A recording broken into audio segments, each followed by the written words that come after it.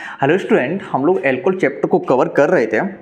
हम लोग alcohol chapter में आज हम लोग इथाइलिन ग्लाइकोल को कवर करेंगे। इथाइलिन ग्लाइकोल मतलब क्या, डाइहाइड्रिक एल्कोहल को कवर करेंगे।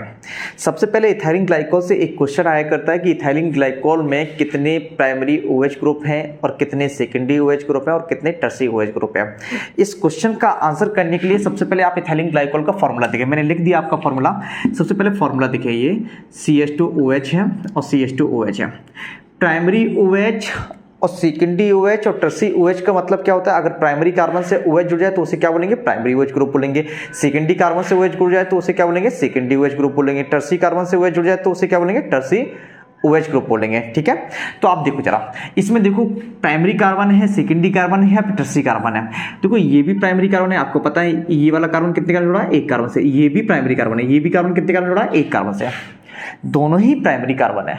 अगर दोनों ही प्राइमरी कार्बन है तो इसका मतलब प्राइमरी OH कितने होंगे? प्राइमरी OH ग्रुप कितने होंगे? 2 होंगे, क्योंकि दोनों ही प्राइमरी कार्बन है आपके, प्राइमरी कार्बन से OH जुड़ा है। ठीक है, अगर हम ये कहें सेकेंडरी OH कितना होगा तो आप कहेंगे सर इसमें तो सेकेंडरी कार्बन है ही नहीं है। तो अगर नहीं है तो इसमें सेकेंडरी OH ग्रुप कितने होंगे? 0 होंगे। टर्शियरी OH ग्रुप कितने होंगे? तो आप कहेंगे ये भी 0 होंगे, क्योंकि टर्शियरी कार्बन भी नहीं है। बात समझ में आ रही ना आपको? चलिए, इतना तो पता चल गया कि इथाइलिन ग्लाइकोल में सिर्फ प्राइमरी OH ग्रुप हुआ करते हैं। वो भी कितने हुआ करते हैं? 2 OH ग्रुप हुआ करते हैं, जबकि सेकेंडरी और टर्शियरी OH ग्रुप नहीं हुआ करते हैं।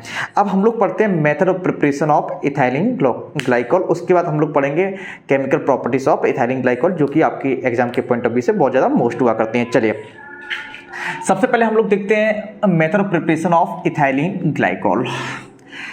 इथाइलिन ग्लाइकोल की मेथड ऑफ प्रिपरेशन में सबसे पहले फॉर्म करेंगे इथाइलिन ग्लाइकोल को इथाइलिन क्लोराइड से। क्या मैंने कहा? सबसे पहले हम लोग इथाइलिन ग्लाइकोल को किससे फॉर्म करेंगे? Ethylene chloride. इथाइलिन क्लोराइड की रिएक्शन डाइल्यूट सोडियम कार्बोनेट से कराते हैं। क्या मैंने कहा? इथाइलिन क्लोराइड की रिएक्शन डाइल्यूट सोडियम कार्बोनेट से कराते हैं। डाइल्यूट का मतलब क्या है? H2O होगा। सोडियम कार्बोनेट का फॉर्मूला लिख दिया मैंने, है ना। अब देखो जरा प्रोडक्ट क्या बनेगा। सबसे पहले प्रोडक्ट के बारे में समझ लो। प्रोडक्ट ये बनेगा CH2OH और CH2OH। इथाइलिन ग्लाइकोल बन गया। ठीक, उसके बाद NaCl बनता है और CO2 बनता है। ये आपके साइड प्रोडक्ट है, ये आपका मेन प्रोडक्ट है। ठीक है, अब देखो रिएक्शन होगी कैसे, इसे जरा समझते हैं। देखो ये आपको पता है ये किस में ब्रेक होता है? Na+ में और CO3-2 में, पता है आपको। H2 कैसे ब्रेक होता है? H+ और OH- में, ये भी पता है आपको। बताओ जरा इन दोनों से क्या कंपाउंड बनेगा? ये S पे जाएगा, क्या बना लेगा? NaOH, Na+ OH बना जुड़ जाएगा, क्या बनेगा?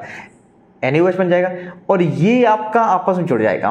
क्या जुड़ जाएगा? कैसे जुड़ जाएगा? H की वैलेंसी कितनी है? 1। CO3 की वैलेंसी कितनी है? 2। कंपाउंड कौन सा बनाएगा? H2CO3 बनाएगा। ये बन गया आपका। मतलब कि Na2CO3 और H2 का मतलब क्या? Na2CO3 H2 का मतलब है NaOH और H2CO3। इतना समझ में आ गया होगा कि Na2CO3 के डाइल्यूट सॉल्यूशन का मतलब क्या है? NaOH और H2CO3। ठीक है, Na2CO3 और H2O मतलब कि Na2CO3 की डाइल्यूट सॉल्यूशन का मतलब क्या है? NaOH वहां पे बनता है और क्या बनता है? H2CO3 बनता है। आपको ये भी पता है कि H2CO3 जो होता है वो कैसा होता है? अनस्टेबल होता है, पता है ना आपको। H2CO3 अनस्टेबल एसिड हुआ करता है और किस में ब्रेक हो जाता है? H2O और CO2 में। किस में ब्रेक हो जाता है? H2O और CO2 में। अब ये H2O में ब्रेक हो गया, ये H2O और ये H2 बात एक ही है। ठीक है, H2 एक ही है। और ये CO2 निकल जाता है आपका। देखो ये CO2 निकल गया आपका। ठीक है, ये CO2 निकल गया। ये CO2 कहां से आया आपका? H2CO3 से आया। अब बचा क्या? अब ये NaOH से आप डायरेक्टली रिएक्शन करा दो इसके। क्या हमने कहा? NaOH से डायरेक्टली रिएक्शन करा दो। देखो जरा, यहां पर नेगेटिव होगा, यहां पर पॉजिटिव होगा, यहां पर नेगेटिव होगा, यहां पर पॉजिटिव होगा। ठीक, ये क्या बनेगा? Na+ और OH-, Na+, OH-, कार्बन से जुड़ जाएगा, CH2OH हो जाएगा। OH- कार्बन जुड़ जाएगा, CH2OH हो जाएगा। Na+ से कौन जुड़ेगा? जाके Cl जुड़ेगा, तो क्या निकल जाएगा आपका? NaCl निकल गया। बात समझ में आ गया आपको?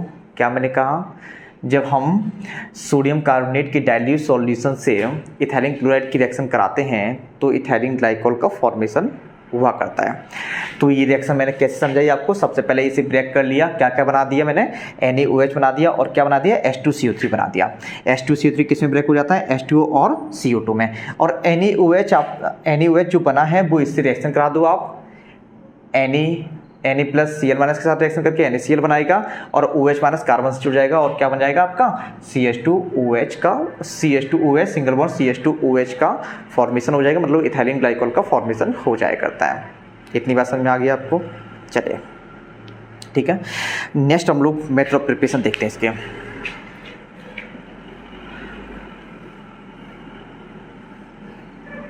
नेक्स्ट जो मेथड ऑफ प्रिपरेशन है, हम लोग इथाइलिन से इसकी प्रिपरेशन करेंगे, फ्रॉम इथाइलिन या फिर by the oxidation of ethylene, by the oxidation of ethylene. चलिए अब हम लोग इस रिएक्शन को कवर करेंगे। By the oxidation of ethylene के द्वारा हम लोग क्या करते हैं, इथाइलिन ग्लाइकोल का फॉर्मेशन करते हैं। इस रिएक्शन को देखते हैं ना, तो सबसे पहले हम लोग क्या लिख लेते हैं, इथाइलिन का फॉर्मूला लिखते हैं। ये आपका इथाइलिन का फॉर्मूला है, ठीक है। इसका ऑक्सीडेशन करते हैं बेयर रिएजेंट से। बेयर रिएजेंट से पता है ना, बेयर रिएजेंट क्या होता है, क्या होता है बेयर रिएजेंट, 1% एल्कलाइन KMnO4 क्या बोला करते हैं, बेयर रिएजेंट बोला करते हैं। फिर से सुने, 1% एल्कलाइन KMnO4 क्या बोला करते हैं, बेयर रिएजेंट बोला करते हैं। हमने क्या किया, इसका ऑक्सीडेशन करेंगे किसके द्वारा, 1% एल्कलाइन KMnO4 के द्वारा। तो हमने KMnO4 लिख दिया, वो भी कितना है, 1% है ना, 1% एल्कलाइन है। ALK लिख दिया मैंने, है ना, ALC नहीं, ALK का मतलब क्या है, एल्कलाइन KMnO4 है। क्या है, एल्कलाइन KMnO4 है, 1%, ठीक है। हमने यहाँ पे होती क्या रिएक्शन, यहाँ पे हम लोग क्या करते हैं, 1% जो एल्कलाइन KMnO4 बनता है वो बेयर रिएजेंट होता है। बेयर रिएजेंट से कभी भी एल्किन की रिएक्शन कराएंगे वो ये वाला पार्ट रिएक्शन करता है। कैसे, जरा समझे ध्यान से। 1% एल्कलाइन KMnO4 का मतलब क्या है, ये KMnO4 होगा प्लस KOH होगा। एल्कलाइन का मतलब क्या है, KOH हो गया आपका, ठीक है। तो जैसे ही रिएक्शन करता है आपका तो क्या बनता है, K2MnO4 बनता है प्लस H2O बनता है प्लस नेसेंट ऑक्सीजन बनता है। ये क्या बन गया, नेसेंट ऑक्सीजन बन गया। फिर से सुने, 1% एल्कलाइन KMnO4 का मतलब क्या है, ये आपस में रिएक्शन करेंगे, क्या बनाएंगे, K2MnO4, ये पोटेशियम परमैंगनेट होता है, ये क्या होता है, पोटेशियम मैग्नेट होता है। पोटेशियम मैग्नेट बनाएंगे और क्या बनाएंगे, H2O बनाएंगे और नेसेंट ऑक्सीजन बनाएंगे। ये क्या है आपका, नेसेंट ऑक्सीजन। कभी भी बेयर रिएजेंट रिएक्शन करता है, मैक्सिमम केस में ये वाला पार्ट रिएक्शन करता है। कौन सा वाला पार्ट, H2O और नेसेंट ऑक्सीजन वाला पार्ट रिएक्शन करता है। बात समझ में आ गई। बेयर रिएजेंट कभी भी एल्कीन से रिएक्शन करेगा, कौन सा पार्ट रिएक्शन करेगा, H2O और नेसेंट ऑक्सीजन वाला। अगर आपसे कोई कह दे 1% एल्कलाइन KMnO4 लिखा है या फिर बेयर रिएजेंट लिखा है तो इसका मतलब क्या हुआ, H2O और नेसेंट ऑक्सीजन है। क्या है, H2O और नेसेंट ऑक्सीजन है। होगा क्या, फॉर्मेशन किसका होता है, इसका होता है। देखो जरा ध्यान से समझना, इसका CH2OH किसका, ग्लाइकोल का फॉर्मेशन होता है। अब इसे समझेंगे कैसे, जरा समझना ध्यान से। आपको एक रिएक्शन पता है कैसी, CH2 I2 से रिएक्शन कराओ इसकी जब I2 से रिएक्शन कराएंगे तो आप क्या करते थे, ये पाई बॉन्ड को ब्रेक करते थे, ये डबल बॉन्ड को ब्रेक करते थे, एक H को यहाँ पे जोड़ते थे, एक H को यहाँ पे जोड़ते थे, तो बनेगा क्या, CH3 सिंगल बॉन्ड CH3, ऐसे ही तो बनता था। देखो पाई बॉन्ड को ब्रेक करते थे, एक H यहाँ पे जोड़ते थे, एक H यहाँ पे, तो CH3 सिंगल बॉन्ड CH3। मतलब H2 कैसे जुड़ा, पाई बॉन्ड को ब्रेक किया, एक H यहाँ पे, एक H यहाँ पर, ठीक है। अब आप क्या करें, आप इन दोनों को जोड़ दो, ऐड कर दो इन दोनों को ऐड करेंगे तो क्या बन जाएगा, H2O2 बन जाएगा। क्या बन जाएगा, H2O2। इसे हम ऐसे ले सकते हैं, OH का उल्टा S, देख सकते हैं ना। ये जो इन दोनों रिएजेंट को हमने इस तरीके से लिख दिया और इसे ऐसे भी लिख सकते हैं, बिल्कुल लिख सकते हैं, 2H है 2O है, OH का उल्टा S लिख सकते हैं, है ना। तो आप क्या करें, उस जैसे सेम रिएक्शन यहाँ पे किए वैसे ही ऊपर करें, पाई बॉन्ड को ब्रेक करें, एक OH यहाँ पे, एक OH नीचे, एक OH ऊपर इस कार्बन से, एक OH नीचे, पाई बॉन्ड को ब्रेक करें, एक OH यहाँ पर, एक OH यहाँ पर। देखो बात समझ में आ गई। क्या किया मैंने, सबसे पहले बेयर रिएजेंट से रिएक्शन करेंगे। बेयर रिएजेंट का मतलब क्या, किससे रिएक्शन होगी, H2O और नेसेंट ऑक्सीजन से होगी, है ना। तो नेसेंट ऑक्सीजन, H2O और नेसेंट ऑक्सीजन ले लिया, और H2O और नेसेंट ऑक्सीजन कैसे लिख दिया मैंने, H2O2 का क्या लिख दिया, OH का उल्टा S। OH का उल्टा S रिएक्शन करेगा इससे, पाई बॉन्ड को ब्रेक करेगा, एक OH यहाँ पे जोड़ देंगे, एक OH यहाँ पे जोड़ देंगे, तो क्या बन जाएगा आपका, इथाइलिन ग्लाइकोल का फॉर्मेशन हो जाया करता है। बात समझ में आ गई आपको, आ गई ना, आ गई होगी। चलिए ठीक, नेक्स्ट हम लोग करते हैं, नेक्स्ट मेथड ऑफ प्रिपरेशन को कवर करते हैं। इसे मिटा देते हैं ना। आप लोग वीडियो को पॉज करें और लिख लिया करें, है ना। चलिए, third method of preparation of ethylene glycol की कवर करते हैं हम लोग। By the hydrolysis of ethylene oxide, by the hydrolysis of ethylene oxide, ठीक है। देखिए जरा ध्यान से समझना, देखो जरा ये इथाइलिन ऑक्साइड होता क्या है। ये इथाइलिन ऑक्साइड होता है CH2 सिंगल बॉन्ड CH2, ये आपका कुछ इस तरीके से होता है। इसे ऐसे कंपाउंड को इपॉक्साइड भी बोला करते हैं। क्या बोलते हैं? इपॉक्साइड बोला करते हैं। हम आपको आगे पढ़ाएंगे इपॉक्साइड भी ऐसे कंपाउंड को बोला करते हैं ना। साइक्लिक ईथर भी बोला करते हैं, ठीक। जब समझने की कोशिश करना ये फॉर्म कैसे होता है, जब समझो ध्यान से। ये आपका इथाइलिन था, ठीक है। इथाइलिन की O2 से रिएक्शन करा दो। किससे? O2 से। O2 से रिएक्शन कराई इन प्रेजेंस ऑफ Eg। किससे? Eg की प्रेजेंस में। Eg की जब प्रेजेंस में कराते हैं रिएक्शन तो ये पाई बॉन्ड ब्रेक होता है। ऑक्सीजन इस कार्बन से, देखो ये पाई बॉन्ड ब्रेक होगा, ऑक्सीजन इस कार्बन से और इस कार्बन से जुड़ जाएगा। किस तरीके से? ऐसे, ऐसे कुछ इस तरीके से, ऐसे पाई बॉन्ड को ब्रेक करके ऑक्सीजन इस कार्बन से, क्योंकि पाई बॉन्ड जो बना है इस कार्बन और इस कार्बन के बीच में तो बना है, तो पाई बॉन्ड को ब्रेक करेगा और ऑक्सीजन यहाँ पे ऐड हो जाएगा। इसे क्या बोलेंगे? इथाइलिन ऑक्साइड या फिर इपॉक्साइड बोला करते हैं। बात समझ में आ गई आपको? चलिए, जब हम इथाइलिन का हाइड्रोलिसिस करते हैं इन प्रेजेंस ऑफ HCl, है ना, डाइल्यूट HCl से इसका हाइड्रोलिसिस करते हैं, ठीक है। जब हम हाइड्रोलिसिस करते हैं तो ये वाला बॉन्ड ब्रेक होता है ऐसे। बताओ जरा, कार्बन और ऑक्सीजन में किसकी इलेक्ट्रोनेगेटिविटी हाई है? कार्बन और ऑक्सीजन में किसकी इलेक्ट्रोनेगेटिविटी हाई है? आपको पता है ऑक्सीजन की हाई है, तो यहाँ पे नेगेटिव होगा, यहाँ पर पॉजिटिव होगा, है ना। यहाँ पे नेगेटिव, यहाँ पर पॉजिटिव, ठीक है। H2 कैसे ब्रेक होता है? H plus OH minus. H plus कहाँ जाएगा? इस ऑक्सीजन से जाएगा, और ये वाला ऑक्सीजन किससे जुड़ा है? CH2 से ना, इस वाले CH2 से। ये H प्लस यहाँ पे जाएगा, OH माइनस यहाँ पे जाएगा, तो क्या बन जाएगा? CH2OH बनेगा और CH2OH बनेगा। ये भी क्या है? आपका ग्लाइकॉल है, ग्लाइकॉल। बात समझ में आ गई आपको? फिर से सुने, ये इपॉक्साइड है, H2 से रिएक्शन होगी, H plus OH minus. H plus कहाँ जाएगा? इस ऑक्सीजन नेगेटिव के पास। OH माइनस कहाँ जाएगा? इस कार्बन के पॉजिटिव के पास। क्या बन जाएगा? आपका ग्लाइकॉल का फॉर्मेशन हो जाए करेगा। इतनी बात समझ में आ गई? तो मेथड ऑफ प्रिपरेशन में सिर्फ 3 मेथड को कवर करेंगे। आपकी बुक में 1-2 मेथड और दिए गए होंगे, आप लोग उन्हें कवर कर लीजिएगा, बड़ा आसान से मेथड है, ठीक। अब हम लोग कवर करेंगे केमिकल प्रॉपर्टीज ऑफ इथाइलिन। अब हम लोग ग्लाइकॉल की केमिकल प्रॉपर्टीज को कवर करेंगे। हम देखो जरा, हम लोग ग्लाइकॉल की केमिकल प्रॉपर्टीज में केवल वही केमिकल प्रॉपर्टीज को कवर करेंगे जो आपके एग्जाम के पॉइंट ऑफ व्यू से बहुत ज़्यादा मोस्ट होती हैं, आपके एग्जाम में आया करती हैं और आने की संभावना है। सभी केमिकल प्रॉपर्टीज को कवर करेंगे, ठीक है। चलिए, अब हम लोग बात करते हैं ग्लाइकॉल की केमिकल प्रॉपर्टीज की। सबसे पहले हम लोग रिएक्शन करेंगे, रिएक्शन विथ PCl5। ग्लाइकॉल की केमिकल प्रॉपर्टीज में सबसे पहले रिएक्शन किसकी करेंगे? PCl5 की। ग्लाइकॉल की PCl5 से रिएक्शन को कवर करेंगे ना। देखो जरा, ये आपका ग्लाइकॉल है, पता है आपको, ये ग्लाइकॉल है आपका।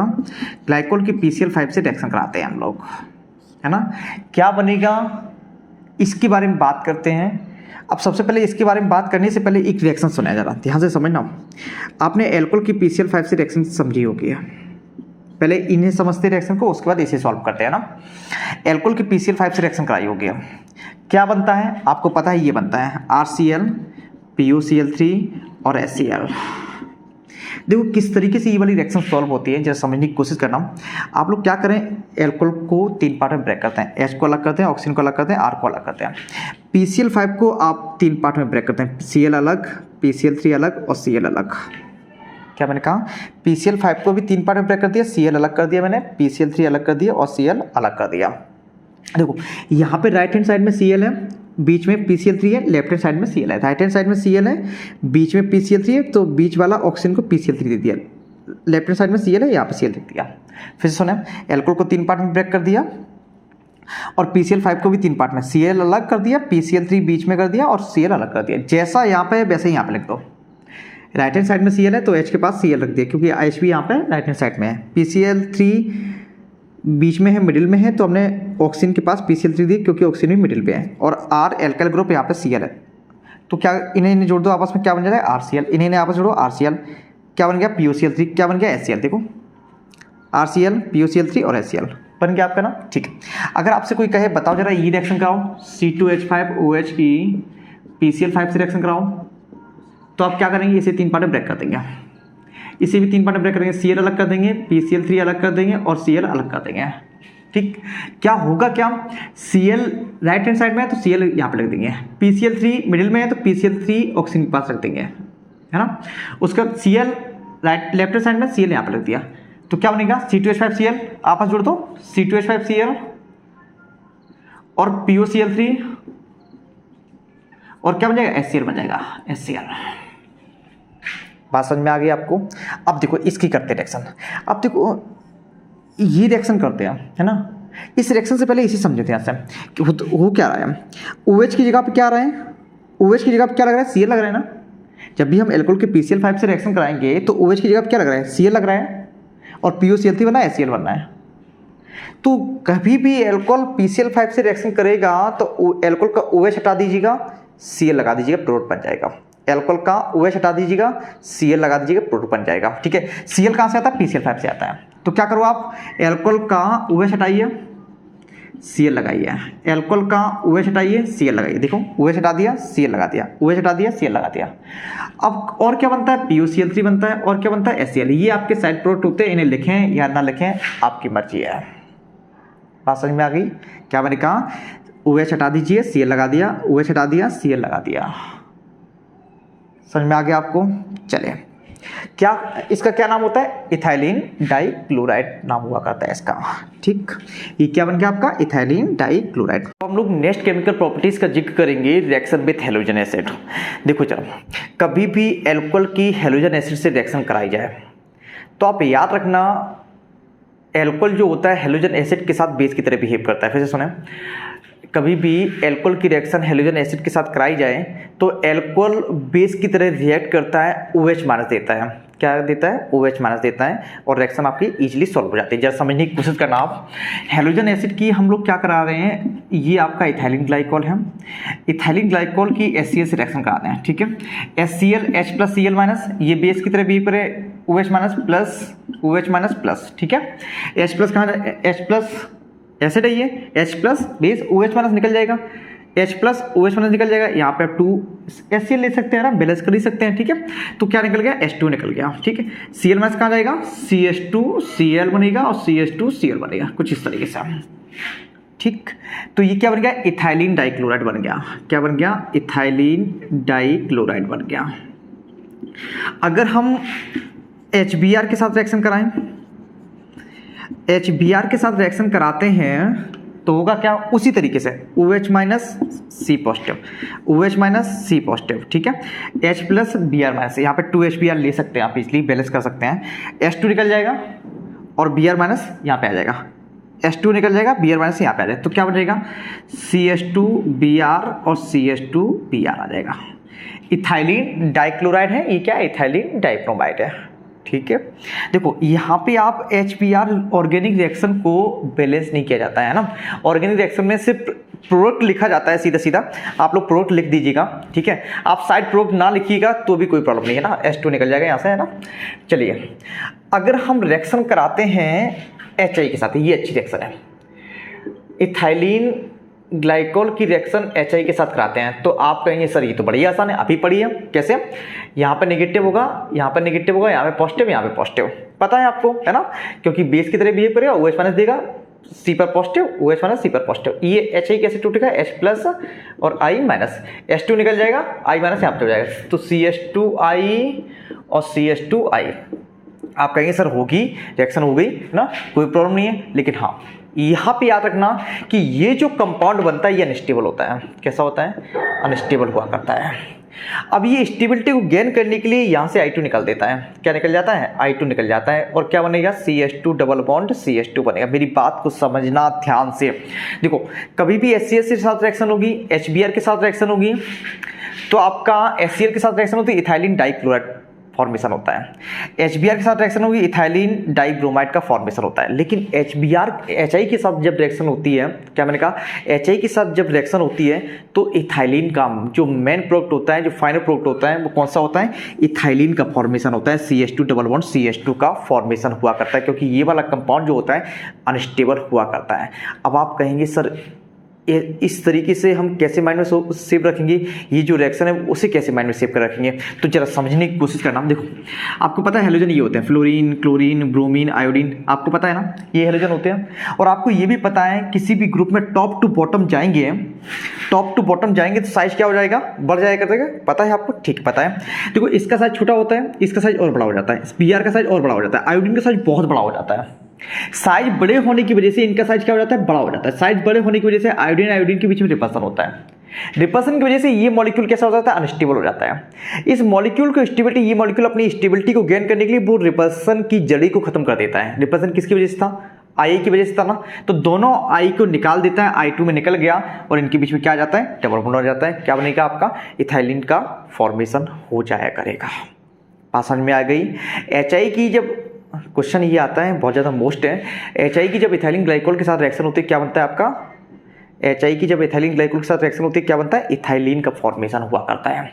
आपसे क्वेश्चन ये भी कर सकता है, बताओ जरा, कुछ आपको ऑप्शन दे दी जाएगी, 4 ऑप्शन दे दिए जाएंगे, आपसे कहेंगे बताओ जरा कौन स्टेबल है या कौन अनस्टेबल है। कौन अनस्टेबल पूछेगा आपसे, ये दे दी जाएगा, ये दे दिया जाएगा और ये दे दिया जाएगा और एक और ऑप्शन बना के दे दिया जाएगा, तो आप क्या कहेंगे, ये वाला अनस्टेबल है, क्योंकि I कैसा होता है, अनस्टेबल हुआ करता है।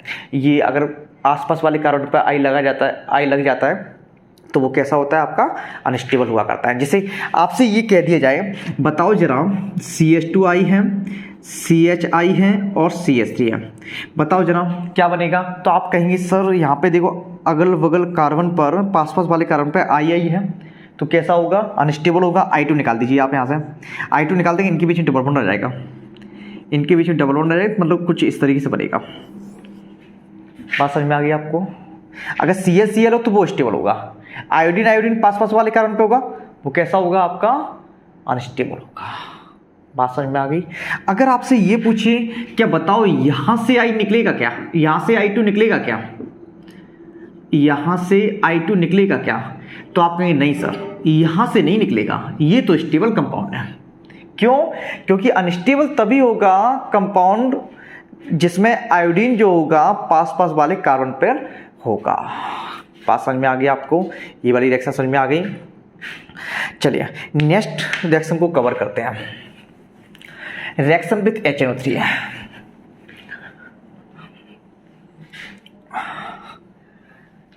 आप लोग भी अगर लिखना चाहते हैं तो वीडियो को पीछे कर लें और लिख लें, कवर कर लें। Reaction with HNO3, reaction with HNO3 just समझने की कोशिश करना। देखो जरा, आपको एक चीज़ पता है कि एल्कोहल कभी भी ऑक्सी एसिड से रिएक्शन करता है, एस्टर का फॉर्मेशन करता है। फिर से सुने, एल्कोहल कभी भी ऑक्सी एसिड से रिएक्शन करता है, कौन सी रिएक्शन होती है, एस्टरिफिकेशन रिएक्शन होती है और एस्टर का फॉर्मेशन होता है। जैसे समझना ये रिएक्शन होती कैसे, जैसे समझ लेता हूँ। आपने एस्टरिफिकेशन रिएक्शन पढ़ी है, कैसे, ये पढ़ी रिएक्शन आपने, ये आपका एसिड है, कार्बोक्सिलिक एसिड है और ये आपका एल्कोहल है, ये आपका एल्कोहल है। एस्टरिफिकेशन प्रोसेस में क्या जाता है, एसिड से OH जाता है, एल्कोहल का H जाता है। अब आप लोग कंफ्यूज हो गए होंगे कि सर एसिड से OH, एसिड तो वो होते हैं जो H+ डोनेट करते हैं, एसिड से OH कैसे। तो मैंने जब एस्टरिफिकेशन की आपको मैकेनिज्म कराई थी तो मैंने आपको बताया था एसिड से OH निकलता है, एस्टरिफिकेशन की मैकेनिज्म में बताया था एसिड से OH निकलता है और एल्कोहल से क्या निकलता है, H का रिमूव होता है ना।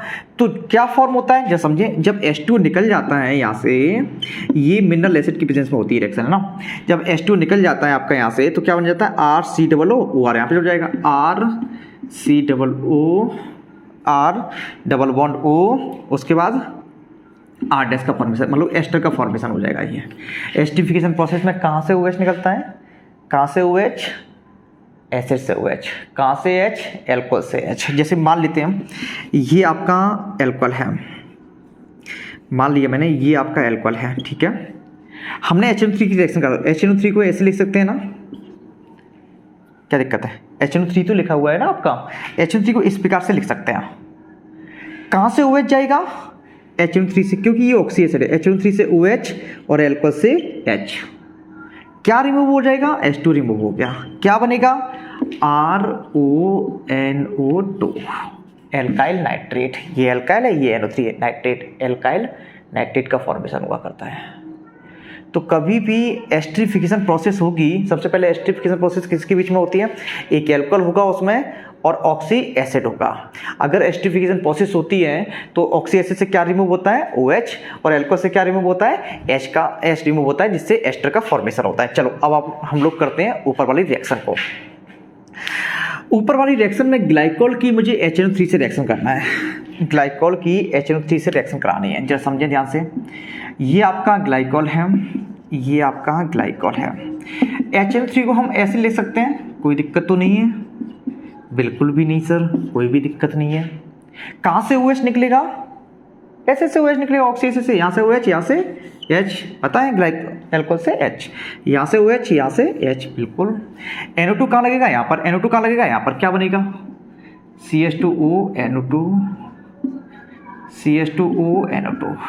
जस्ट समझने की कोशिश करना, ये नाइट्रेट बन गया ना, किसका नाइट्रेट बना, इस ग्लाइकोल का ना, तो क्या बनेगा, ये ग्लाइकोल डाइनाइट्रेट बन जाएगा, ग्लाइकोल डाइनाइट्रेट का फॉर्मेशन हो जाएगा, ग्लाइकोल नाइट्रेट का फॉर्मेशन हो जाएगा। अब ग्लाइकोल नाइट्रेट जो होता है एक्सप्लोसिव होता है, कैसा होता है, विस्फोटक होता है, एक्सप्लोसिव होता है। समझ में आ गया, ग्लाइकोल नाइट्रेट क्या होगा आपका, एक्सप्लोसिव हुआ करेगा। ठीक, एस्टिफिकेशन समझ में आ गया आपको, कहाँ से OH, HNO3 से OH, कहाँ से H, एल्कोहल से H, मतलब ग्लाइकोल से H, ग्लाइकोल नाइट्रेट का फॉर्मेशन होता है, एक्सप्लोसिव हुआ करता है। बात समझ में आ गई। चलो नेक्स्ट रिएक्शन को कवर करते हैं हम लोग। अब हम लोग कवर करेंगे ग्लाइकोल का, ये आप लोग लिख लिया करना, ठीक है, हम जल्दी जल्दी मिटा देते हैं। बहुत सारे स्टूडेंट कहते हैं सर स्क्रीनशॉट तो लेने दिया करो, स्क्रीनशॉट ही नहीं लेने देते हो और जल्दी से मिटा देते हो। आप लोग पीछे कर लीजिएगा और नोट कर लीजिएगा, ठीक है। चलिए अब हम लोग नेक्स्ट कवर करेंगे डिहाइड्रेशन ऑफ इथाइलिन ग्लाइकोल। ये बहुत ज़्यादा मोस्ट है। क्या कवर करेंगे, डिहाइड्रेशन ऑफ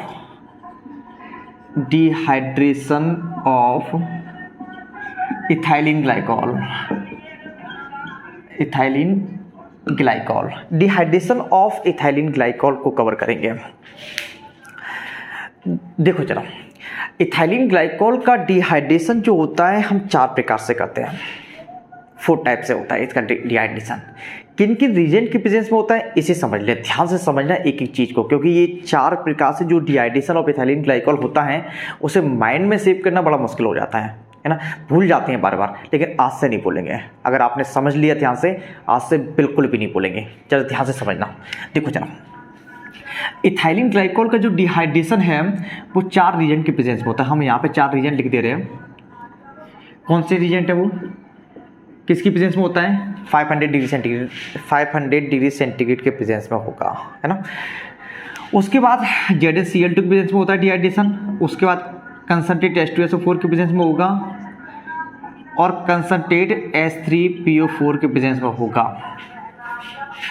क्या मैंने कहा, इथाइलिन ग्लाइकोल का डिहाइड्रेशन जो है आपका 500 डिग्री सेंटीग्रेड पे होगा, ZnCl2 के प्रेजेंस में होगा, कंसंट्रेट H2SO4 के प्रेजेंस में होगा और कंसंट्रेट H3PO4 के प्रेजेंस में होगा।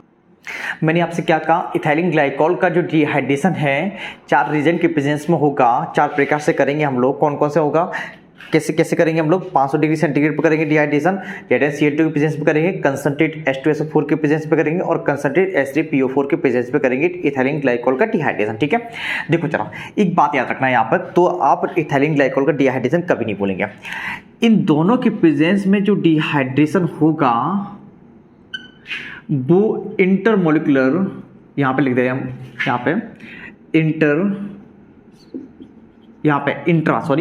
इंट्रा मॉलिकुलर डिहाइड्रेशन होगा। MD का मतलब क्या, मॉलिकुलर डिहाइड्रेशन, ठीक है। इंट्रा मॉलिकुलर डिहाइड्रेशन, MD का मतलब क्या है, मॉलिकुलर डिहाइड्रेशन। इनके प्रेजेंस में जब डिहाइड्रेशन होगा, इनके प्रेजेंस में वो होगा इंटरमॉलिकुलर डिहाइड्रेशन। कौन सा होगा, इंटरमॉलिकुलर डिहाइड्रेशन होगा। क्या मैंने कहा 500 डिग्री सेंटीग्रेड पर और ZnCl2 की प्रेजेंस में कौन सा डिहाइड्रेशन होगा, इंट्रा मॉलिक्यूलर डिहाइड्रेशन। और कंसंट्रेट H2S4 और कंसंट्रेट H3PO4 की प्रेजेंस में कौन सा डिहाइड्रेशन होगा, इंटर मॉलिक्यूलर डिहाइड्रेशन होगा। अब आप सोच रहे होंगे सर ये इंट्रा और इंटर का मतलब क्या। देखो कभी भी इंटर वर्ड्स मिल जाए आपको तो आप समझ जाए विथिन अ मॉलिक्यूल के बारे में बात हो रही है। क्या मैंने कहा, एक ही मॉलिक्यूल के बारे में बात हो रही है ना। जैसे आपने पढ़ा होगा intra molecular hydrogen bond, inter नहीं बोला मैंने, क्या बोला, intra molecular hydrogen bond. Intra का मतलब क्या है, एक ही मॉलिक्यूल के डिफरेंट एटम के बीच में, एक ही मॉलिक्यूल के डिफरेंट एटम के बीच में अगर हाइड्रोजन बॉन्ड बन जाता है तो उसे क्या बोला करते हैं, इंट्रा मॉलिक्यूलर हाइड्रोजन बॉन्ड। आपने इंटर वर्ड कभी भी आ जाए तो आप समझ जाए इन बिटवीन से है, इसका मतलब क्या है, इन बिटवीन से, मतलब दो मॉलिक्यूल के बीच में अगर हाइड्रोजन बॉन्ड बनता है तो उसे क्या बोलते हैं, इंटर मॉलिक्यूलर हाइड्रोजन बॉन्ड। इसी तरीके से इंट्रा मॉलिक्यूलर डिहाइड्रेशन का मतलब क्या है, इंट्रा मॉलिक्यूलर डिहाइड्रेशन का मतलब क्या है, एक ही मॉलिक्यूल से अगर H2 निकल जाए, एक ही मॉलिक्यूल से अगर H2 का मॉलिक्यूल निकल जाए, वाटर मॉलिक्यूल निकल जाए तो उसे बोलेंगे intra molecular dehydration.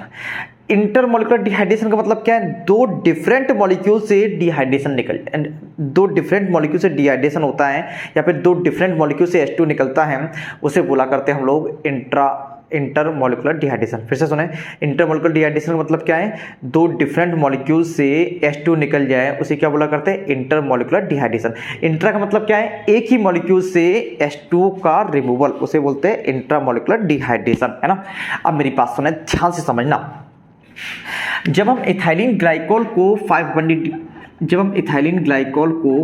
Degree centigrade पर गर्म करते हैं, इथाइलिन ग्लाइकोल है 500 डिग्री सेंटीग्रेड पर गर्म कर रहे हैं, है ना।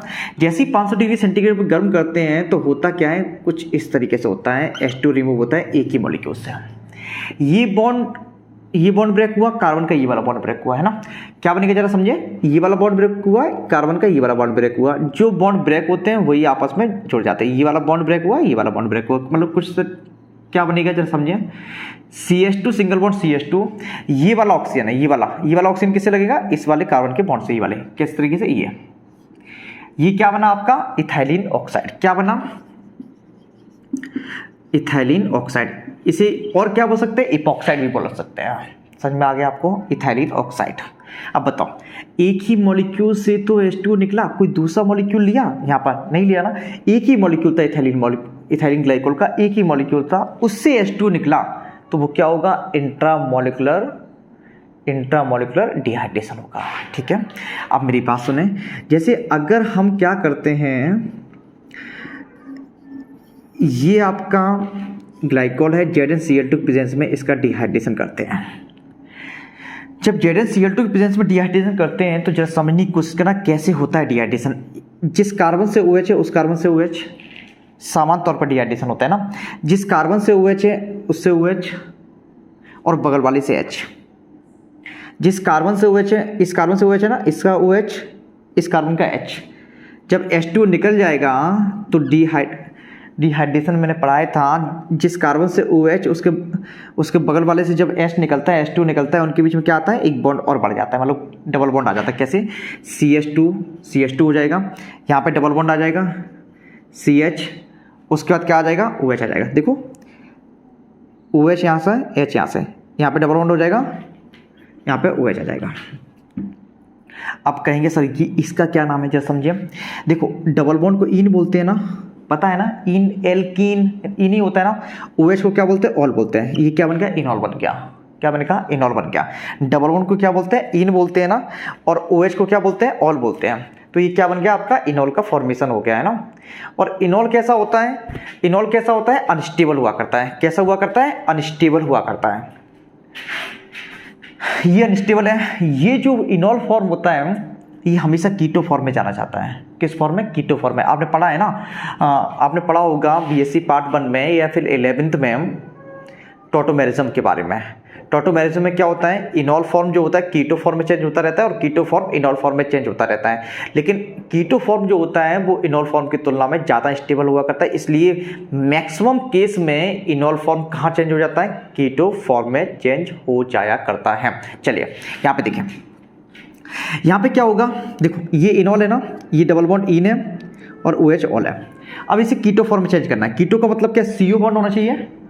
तो देखो जरा, ये डबल बॉन्ड जो है कार्बन कार्बन के बीच में से डबल बॉन्ड यहाँ पे आता है और OH वाला, ये वाला H है वो यहाँ पे चला जाता है।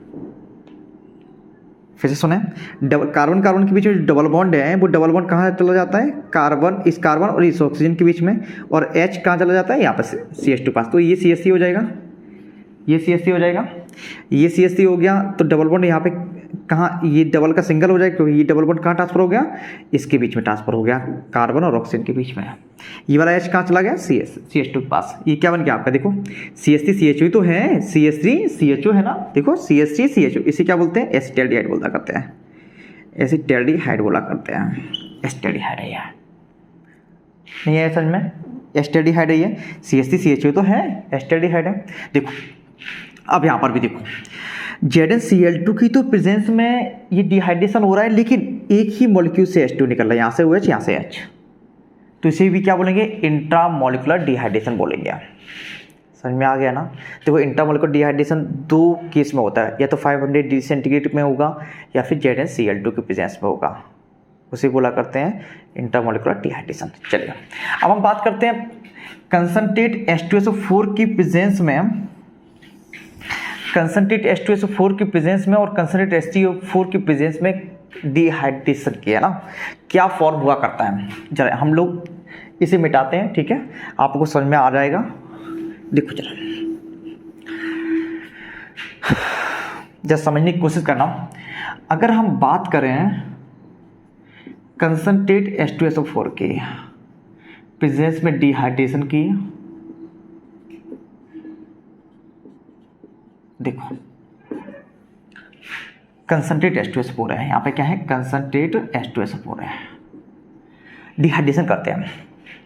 यहाँ पे क्या होगा, इंटरमोलिकुलर डिहाइड्रेशन। इसका मतलब क्या है, दो मॉलिक्यूल से H2 निकलेगा। कैसे निकलेगा जरा समझें, एक से OH जाएगा, एक से H जाएगा। क्या मैंने कहा, एक से OH जाएगा, दूसरे से H जाएगा। इसी तरीके से एक से OH दूसरे से H, एक से OH दूसरे से H, क्या निकल गया, H2 निकल गया, H2 निकल गया, H2 निकल गया आपका, है ना। H2 निकल जाएगा, जरा समझने की कोशिश करना आप। ये देखो जरा, ये आपका H2 निकल गया, है ना, ये भी आपका H2 निकल गया। जरा समझने की कोशिश करना बनेगा क्या। हम प्रोडक्ट थोड़ा इधर लिख दे रहे हैं, ठीक है, नीचे लिख दे रहे हैं, आपको इधर साइड में दिखेगा नहीं, है ना। देखो CH2 बचा, CH2 बचा, उसके बाद क्या है, ऑक्सीजन है, ऑक्सीजन है बिल्कुल है। उसके बाद ये वाला ऑक्सीजन किससे जुड़ेगा जाके, इस CH2 जुड़ेगा, इस CH2 जुड़ेगा। उसके बाद देखो जरा, इस CH2 से, ये CH2 है, ये वाला CH2, ये वाला CH2 है, इस CH2 से कौन जुड़ा है, CH2 जुड़ा है, बिल्कुल बात सही है। उसके बाद क्या है, ये H2 निकल गया ना, ये वाला CH2 किससे जुड़ा जाएगा, ये वाला CH2 किससे जुड़ जाएगा, इस ऑक्सीजन से। देखो इसका H, इसका OH, ये वाला CH2 इस ऑक्सीजन से, मतलब कुछ इस तरीके से बच जाएगा। अब ये वाला CH2 जो, ये वाला CH2 है वो किससे जुड़ा है, ऊपर वाले CH2 से, ऐसे ये वाला कंपाउंड फॉर्मेशन होता है। इस कंपाउंड का सब नेम क्या होता है, डाइऑक्साइन होता है। क्या होता है, डाइऑक्साइन होता है। बात समझ में आ गई आपको, ठीक। अब यहाँ पे देखो, बताओ जरा, जब कंसंट्रेट H2SO4 की प्रेजेंस में डिहाइड्रेशन करते हैं इथाइल ग्लाइकॉल का, तो क्या होता है, तो कितने मॉलिक्यूल के बीच में डिहाइड्रेशन होता है, तो आप बताएंगे दो मॉलिक्यूल के बीच में डिहाइड्रेशन होता है ना। और क्या फॉर्म होता है, डाइऑक्साइन होता है। तो दो मॉलिक्यूल के बीच में डिहाइड्रेशन होगा, इसलिए इसे क्या बोलेंगे, इंटरमॉलिकुलर डिहाइड्रेशन बोलेंगे इसे। बात समझ में आगे होगी। देखो दो मॉलिक्यूल के बीच में डिहाइड्रेशन होगा, इसलिए क्या क्या बोलेंगे, इंटरमॉलिकुलर डिहाइड्रेशन बोलेंगे। अब हम बात करते हैं H3PO4 की प्रेजेंस में इथाइलिन ग्लाइकॉल का डिहाइड्रेशन। हम यहाँ पे कवर कर रहे हैं H3PO4 की प्रेजेंस में, ठीक है। इसे थोड़ा सा हटाते हैं, यहाँ पे कवर कर रहे हैं ना। देखो जरा, ये पहला है, ये दूसरा है आपका, ये तीसरा है, यहाँ पे हम चौथा कवर कर रहे हैं, ठीक है। जब हम H3PO4 के प्रेजेंस में डिहाइड्रेशन करेंगे इथाइलिन ग्लाइकॉल का, तो होगा क्या, यहाँ पे क्या लिखा है, कंसंट्रेट H3PO4। जब समझने की कोशिश करना ध्यान से, दो मॉलिक्यूल के बीच में डिहाइड्रेशन होता है, H2 निकल जाता है। H2 निकल जाएगा तो फॉर्म क्या होगा, OH ये वाला बचा रहेगा, CH2 उसका ये वाला CH2 किससे लगेगा, इस वाले ऑक्सीजन से, ये वाला CH2 किससे लगेगा, इस वाले ऑक्सीजन से, उसका CH2 OH है ना। जस्ट समझना ध्यान से, देखो OH तो जैसा था वैसा ही रहेगा, उसके बाद क्या है, CH2 है, बिल्कुल बात सही है, CH2 है, उसके बाद भी CH2 है आपका, उसके बाद देखो OH CH2 उसके बाद H2 निकल गया, ये वाला CH2 किससे लगा, ये वाले ऑक्सीजन से, क्योंकि इस वाले ऑक्सीजन का बॉन्ड ब्रेक हुआ ना, ये वाला ये बॉन्ड है ना यहाँ पे ऐसा है ना, तो ये वाला ऑक्सीजन किससे लगा, इससे, कुछ इस तरीके से ऐसे, ये आपके कंपाउंड का फॉर्मेशन हो जाएगा, है ना, आपको दिख रहा होगा ना, हाँ आपको अच्छे से दिख रहा है, इस वाले कंपाउंड का फॉर्मेशन हो जाएगा। ये क्या है, डाई इथाइलिन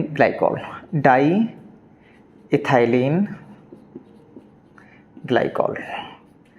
अब मेरी बात समझना ध्यान से, अगर हम क्या करें, एक इथाइलिन मॉलिक्यूल इधर, इथाइलिन ग्लाइकॉल मॉलिक्यूल इधर भी ले लें, समझना, एक इथाइलिन ग्लाइकॉल मॉलिक्यूल इधर भी ले लें, इधर भी ले लें, है ना, एक इथाइलिन मॉलिक्यूल अगर इधर ले लेंगे तो होगा क्या, इधर भी एक और मॉलिक्यूल इसमें जुड़ जाएगा, और मेरी बात फिर से समझना, एक इथाइलिन मॉलिक्यूल इधर ले लें, है ना, ऐसे, आपको आगे दिखेगा नहीं, ऐसे, तो होगा क्या, यहाँ से OH, यहाँ से OH, यहाँ से H, या फिर यहाँ से OH, यहाँ से H, तो 3 मॉलिक्यूल जुड़ जाएंगे इथाइलिन ग्लाइकॉल के। इसी तरीके से एक और इथाइलिन ग्लाइकॉल के मॉलिक्यूल ले लो तो और भी जुड़ जाएंगे, 4 मॉलिक्यूल जुड़ जाएंगे। इसी तरीके से बहुत सारे इथाइलिन ग्लाइकॉल के मॉलिक्यूल आपस में जुड़ते जाते हैं और फॉर्मेशन होता है पॉलीइथाइलिन ग्लाइकॉल का। किसका? पॉलीइथाइलिन ग्लाइकॉल का। तो आपसे अगर कोई पूछे बताओ जरा इथाइलिन ग्लाइकॉल का अगर डिहाइड्रेशन करते हैं कंसंट्रेट H3PO4 की प्रेजेंस में तो क्या फॉर्म हुआ करता है? पॉलीइथाइलिन ग्लाइकॉल का फॉर्मेशन हो जाया करता है। बात समझ में आ गई आपको? अब देखो जरा, यहाँ पर भी 2 मॉलिक्यूल के बीच में H2 निकल रहा था, यहाँ से भी 2 मॉलिक्यूल के बीच में H2 निकल रहा है ना। तो क्या होगा? ये इंटरमॉलिक्यूलर डिहाइड्रेशन होगा। आगे भी इसे हम लोग मिटा रहे हैं, ये हमने समझाने के लिए बताया था। आगे भी ऐसी रिएक्शन होती चली जाएगी और पॉलीइथाइलिन ग्लाइकॉल का फॉर्मेशन हो जाएगा। ठीक, अब मेरी बात समझना ध्यान से।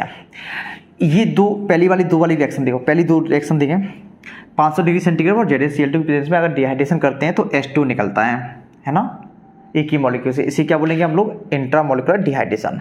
अगर हम यही डिहाइड्रेशन कंसंट्रेट H2SO4 और H3PO4 की प्रेजेंस में करते हैं तो क्या होता है? Intermolecular dehydration. अब इनके प्रोडक्ट के नाम याद रखें। जब 500 डिग्री सेंटीग्रेड पर गर्म करते हैं तो एपॉक्साइड का फॉर्मेशन होता है, ZnCl2 की प्रेजेंस में गर्म करते हैं तो एस्टैल्डिहाइड का फॉर्मेशन होता है। अगर हम कंसंट्रेट H2SO4 की प्रेजेंस में गर्म करें तो ऑक्सीजन का फॉर्मेशन होता है, और कंसंट्रेट H3PO4 की प्रेजेंस में गर्म करते हैं तो आपका पॉलीइथाइलिन ग्लाइकॉल का फॉर्मेशन हो जाया करता है। बात समझ में आ गई आपको? चलिए देखो चलो, ये अगर ये सब आपको समझ में नहीं आया हो तो बता देना। वैसे आप 1-2 बार देखेंगे आपको एक एक चीज़ के लिए समझ में आ जाएगी, है ना। 1-2 बार वीडियो को अगर रिपीट करके देखेंगे आपको एक एक वर्ड समझ में आएगा ही आएगा।